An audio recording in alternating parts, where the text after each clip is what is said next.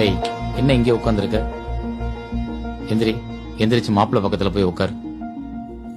போமா, கூச்சப்படாத போ. உங்களுக்கு ஒண்ணும் பிரச்சனை இல்லையே? அச்சோ, எனக்கு என்ன பிரச்சனை? மாமா நீங்க உட்காருங்க. அம்மா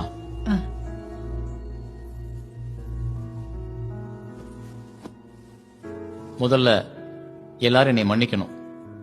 நீங்க நினைச்ச மாதிரி இந்த கல்யாணம் முடியாம ரொம்ப சிம்பிளா நான் நினைச்ச மாதிரி முடிஞ்சதால என் மேல எல்லாரும் கோவமா இருப்பீங்க.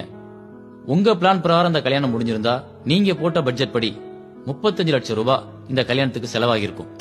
ஒரே நாள்ல அந்த 35 லட்சமும் காலியாயிருக்கும். இப்போ அந்த 35 லட்சமும் என் கையில. இது என்னோட தங்கச்சிக்கு நான் கொடுக்க போற கல்யாண பரிசு. இந்த பணத்தை என் தங்கச்சி பேர்ல பேங்க்ல போட்டிருக்கேன். மாப்பிள்ளைக்கு பிடிச்ச தொழில் விவசாயம்னு சொன்னார். அவர் பேர்ல பொள்ளாச்சிக்கு பக்கமா ஒரு 25 ஏக்கர் நிலம் 5 வருஷம் லீஸுக்கு ரெஜிஸ்டர் பண்ணிருக்கேன். இது அதுக்கான அக்ரிமெண்ட். அவர் உழைப்புல 5 வருஷம் கஷ்டப்பட்டா அதை அவரே சொந்தமாக்கிக்கலாம். பிடிச்ச தொழிலும் அன்பான குடும்பமும் அமைஞ்சிட்டா யாருடைய வாழ்க்கையிலையும் பிரச்சனைகள் வராது. பொருளாதார ரீதியா வர்ற பிரச்சனைகளாலதான் நிறைய குடும்பங்கள்ல டைவர்ஸ் வரைக்கும் போகுது. நம்ம கிட்ட இருக்கிற பணத்தை திருமண சடங்கு சம்பிரதாயம்ன்ற பேர்ல ஒரு நாள் விசேஷத்துக்காக எல்லாத்தையும் செலவு செஞ்சுட்டு 6 மாசத்துல குடும்பம் நடத்த பணம் இல்லாம கணவன் மனைவிக்குள்ள பிரச்சனைகள் வருது. அந்த ஆரம்பம் தான் அடுத்தடுத்து அவங்களுக்குள்ள கேப் போறதுக்கு காரணமா இருக்கு. ஒண்ணு நிம்மதி இல்லாம வாழ்றாங்க, இல்லனா கல்யாணம் செஞ்ச கொஞ்ச நாள்லயே பிரிஞ்சிடுறாங்க.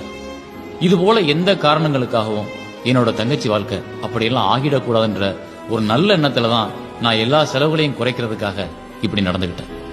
மனைவியோட கனவுகளுக்காக ஓடி ஓடி உழைக்கிறதுலயே கணவனோட வாழ்க்கை போயிருது. கணவனோட பலத்தை உணராம இருக்கிறதுனால மனைவியோட வாழ்க்கை அர்த்தமில்லாம ஆயிருது. கல்யாணம்ங்கிறது 6 மாசம் சந்தோஷமா இருக்கிறது இல்ல, ஆயுள் முழுக்க சந்தோஷமா இருக்கிறது. 50 வயசுக்கு அப்புறம் தான் உண்மையான காதல் கணவன் மனைவிக்குள்ளே ஸ்டார்ட் ஆகுது. அது வரைக்கும் அவங்க தாக்கு பிடிக்கிறதுக்கு 2 பேருக்கு அண்டர்ஸ்டாண்டிங் ரொம்ப முக்கியம். அந்த 50 வயசை எட்டுறதுக்குள்ள ஏகப்பட்ட சோதனைகள் வருது. அதை நீங்க கடக்கிறதுக்கு பணம், தொழில் இதெல்லாம் ரொம்ப முக்கியமா இருக்கு. ஊருக்காரங்க முன்னால தன்னோட கௌரவத்தை காட்டணும்னு கடன் வாங்கி எல்லாத்தையும் பண்ணிட்டு பிரச்சனைகள் வரும்போது பணத்துக்காக ஒவ்வொருத்தரும் எப்படி அலையறாங்கன்றத நான் கண்கூட பார்த்ததுக்கு அப்புறம் தான் இந்த முடிவுக்கே வந்தேன்.